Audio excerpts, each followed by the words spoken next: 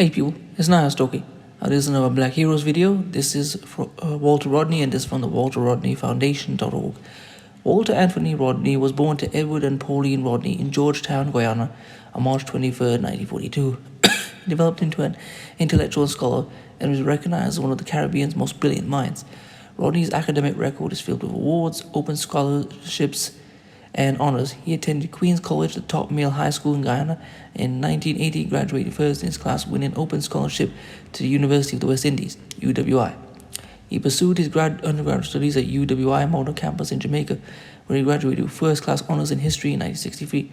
Rodney then attended the School of Oriental and African Studies in London, where at the age of 24, he received his PhD with honors in African history. Rodney's thesis, A History of the Upper Guinea Coast, was published by Oxford University Press in 1970.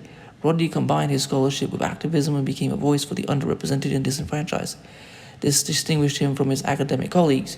His interest in the struggles of the working class began at a young age with an introduction to politics by his father, and continued with his involvement in debating and study groups throughout his student years. His PhD thesis illustrated his duality as an intellectual and activist as he challenged prevailing assumptions about African history and put forth his own ideas and models for analyzing the history of oppressed peoples.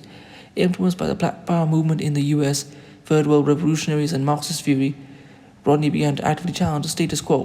In 1968, while a UWI professor in Jamaica, he joined others to object to the socio-economic and political direction of the government. Unlike his counterparts, however, Rodney involved the working class, including the Rastafarians, one of Jamaica's most marginalized groups, in this dialogue. His speeches and lectures to these groups were published as Grounding My Brothers became central to the Caribbean Black Power movement. Rodney's activities attracted the Jamaican government's attention. After attending the 1968 Black Writers' Conference in Montreal, Canada, he was banned from re-entering the country. This decision was to have profound repercussions, sparking widespread unrest in Kingston. In 1974, Walter returned to Guyana to take up an appointment as professor of history at the University of Guyana, but the government rescinded the appointment. But Rodney remained in Guyana, joining the newly formed political group, the Working People's Alliance. Between 1974 and 1979, he emerged as the leading figure in the resistance movement against the increasingly authoritarian PNC government. He gave public and private talks over the country that served to engender a new political consciousness in the country. During the period, he developed his ideas on the self-emancipation of the working people, people's power, and multiracial democracy. As the WPA gained popularity and momentum, Sorry if I was a bit tired. As the WPA gained popularity and momentum, the PNC began a campaign of harassment, including police raids, house searches, and beatings. On July 11, 1979, Walter, together with 7 others, was arrested following the burning down of 2 government offices. Rodney and 4 others, known as the Referendum 5, faced trumped-up charges of arson or without proof and scrutiny from international supporters. The government was forced to drop these charges. Rodney's voice was not confined to Africa and the Caribbean, but was also heard in the US and Europe. In the early to mid-1970s, he participated in discussions and lectures with African Heritage Studies Association at Howard University, the Institute of the Black World in Atlanta, Georgia, the African Studies and Research Center at Cornell University, and State University of New York at Binghamton. The persecution, however, continued. 2 party members were killed, and the government denied Rodney and others permission to travel. Despite this, Rodney continued his political work and attended Zimbabwe's independence celebrations in May 1980.